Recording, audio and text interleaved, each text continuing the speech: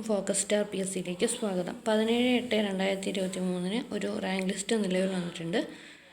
ആ ഒരു പോസ്റ്റ് എന്ന് പറയുന്നത് lower division typist, category number 325/2020. അപ്പോൾ ഇതിൽ various government owned companies, corporations, boards എന്നുള്ള കാറ്റഗറിയിലേക്കാണ് ആ ഒരു റാങ്ക് ലിസ്റ്റ് വന്നിരിക്കുന്നത്. റാങ്ക് ലിസ്റ്റ് നിലവിൽ വന്നത് 17/8/2023 അപ്പോൾ ഈ റാങ്ക് ലിസ്റ്റ് വന്നിരിക്കുന്നത് 31/12/2021 നടന്ന എക്സാം OMR ടെസ്റ്റ് പ്രകാരമാണ്.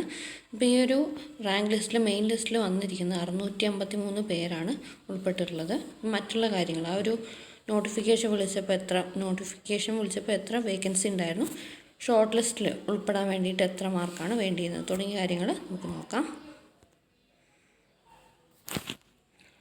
ആദ്യം തന്നെ നോട്ടിഫിക്കേഷൻ നോക്കാം. നോട്ടിഫിക്കേഷൻ വിളിച്ചപ്പോൾ അതിൻ്റെ കാറ്റഗറി നമ്പർ 325/2020 അപ്പോൾ ആ ഒരു notification വിളിച്ചതിൻ്റെ last date 20/1/2021.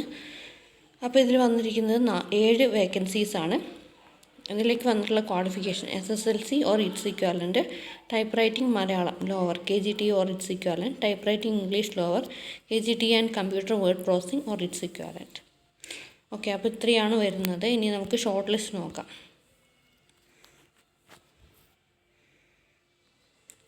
Short list നിലവിൽ വന്ന തീയതി എന്ന് പറയുന്നത് 27/2/2023.